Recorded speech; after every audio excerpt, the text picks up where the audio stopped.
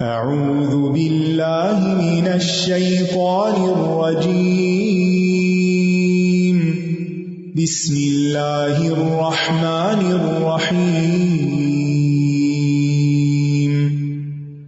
الحمد للہ رب العالمین الرحمن الرحیم مالک یوم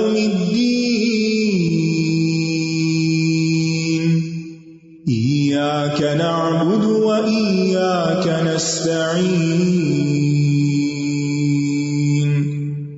اهدنا الصراط المستقيم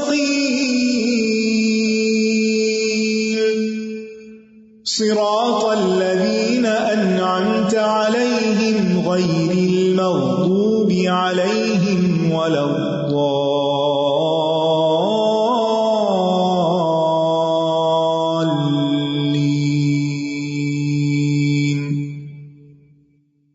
السلام علیکم ورحمۃ اللہ وبرکاتہ۔ وعلیکم السلام ورحمۃ اللہ وبرکاتہ۔ نحمده ونصلی علی رسولہ الکریم، اما بعد فاعوذ باللہ من الشیطان الرجیم، بسم اللہ الرحمن الرحیم، رب اشرح لی صدری ویسر لی امری واحلل عقدۃ من لسانی یفقہوا قولی۔ الحمد للہ حمدا کثیرا طیبا مبارکا فیہ ملء السماوات وملء الارض وملء ما شاء من شیء بعد۔ الحمد للہ علی نعمہ الکثیرہ وعطائہ الجزیل وفضلہ العمیم، احمدہ سبحانہ حمدا یلیق بعظمتہ ویوافی جودہ وکرمہ۔ لا الہ الا اللہ وحدہ لا شریک لہ المتفرد بالعطاء والکرم۔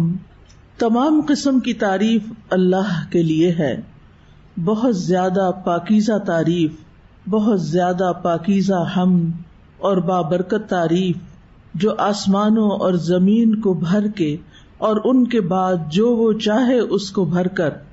تمام قسم کی حمد اللہ کے لیے ہے، اس کی بے شمار نعمتوں پر، اس کے عظیم عطیات پر اور اس کے فضل اور مہربانی پر جو اس کی تمام مخلوق کو شامل ہے۔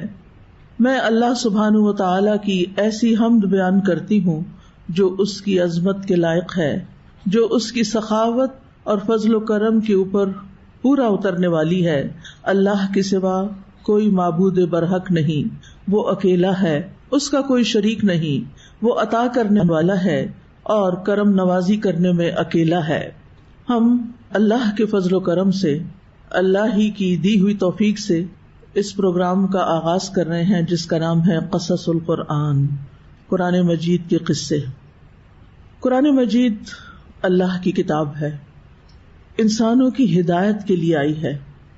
ذالک الکتاب لا ریب فیہ ھدی للمتقین، ھدی للناس، یہ انسانوں کو اندھیروں سے روشنی کی طرف لے جانے والی کتاب ہے، یہ حکمت سے بھری ہوئی کتاب ہے جو سراسر نصیحت ہے، تمام جہان والوں کے لیے نصیحت۔ وما هو الا ذکر للعالمین، چونکہ یہ تمام جہان والوں کے لیے ایک نصیحت ہے، اس لیے اس کی نصیحت کا ایک خاص اسلوب ہے، یعنی یہ کتاب ہدایت اور نصیحت کے لیے آئی ہے، لہذا مخصوص طریقے سے انسانوں کی رہنمائی کرتی ہے جو کسی اور کتاب کا انداز نہیں۔ کبھی اس میں وعد اور وعید کے ذریعے، یعنی جنت اور جہنم کے بیان کے ذریعے نصیحت کی جاتی ہے، کبھی جنت کی بات سنا کر ترغیب دی جاتی ہے، کبھی انسان کی عقل اور ضمیر کو جگایا جاتا ہے، کبھی اس میں ایسی آیات لائی جاتی ہیں جو ایک معجزے کی حیثیت رکھتی ہیں جس سے قرآن کا معجزہ ہونا ثابت ہوتا ہے، اور کبھی یہ مختلف قصے بیان کر کے انسان کے لیے واعظ و نصیحت کا باعث بنتی ہے۔ اور قصہ گوئی ہمیشہ سے انسانی فطرت کے قریب ترین ایک ایسا ذریعہ ہے تعلیم حاصل کرنے کا جو انسان کی نفسیات پر سب سے زیادہ اثر انداز ہوتا ہے۔ اور بہت گہرائی کے ساتھ انسان کے اندر اترتا ہے. یعنی قصہ اور کہانی ہر ایک کو پسند ہے، کوئی بچہ ہو، جوان ہو، بوڑھا ہو، ہر ایک اس میں دلچسپی لیتا ہے. قصہ چاہے جھوٹا بھی ہو پھر بھی لوگ اس کو ایسے سنتے ہیں جیسے یہ سب سے بڑی سچائی ہے. اور اگر قصہ سچا ہو اور قصہ اللہ سبحانہ تعالیٰ کی طرف سے بیان کردہ ہو تو پھر اس کے تو کیا ہی کہنے کہ اس سے کیا کچھ نہیں سیکھا جا سکتا. جہاں تک قصے کا لفظ ہے اور ہمارا یہ جو عنوان ہے قصص القرآن، تو قصص کا لفظ جو ہے یہ قصے سے نکلا ہے، قصہ. اسے قاف کی فتح کے ساتھ بھی پڑھا جا سکتا ہے اور کسرہ کے ساتھ بھی، دونوں طرح پڑھا جاتا ہے. قصص بھی اور قصص بھی، اور دونوں ہی درست ہیں. ہو سکتا ہے کہیں آپ قصص پڑھیں اور آپ سوچیں کہ شاید ہم نے غلط پڑھ لیا قصص. نہیں، قصص بھی درست ہے اور قصص بھی درست ہے. اور یہ قص یقص قصن سے ہے، وقصصن، قصص اس کا مصدر بھی ہے. اس کا لغوی معنی ہے نشان قدم پر چلنا، یعنی جہاں کوئی قدم رکھے اور آگے بڑھ جائے تو پیچھے والا اس کے قدم پر قدم رکھے، اس کے آثار قدم کو فالو کرے. اسی طرح کسی کام کی تلاش میں جانا، کسی کام کے پیچھے لگ جانا.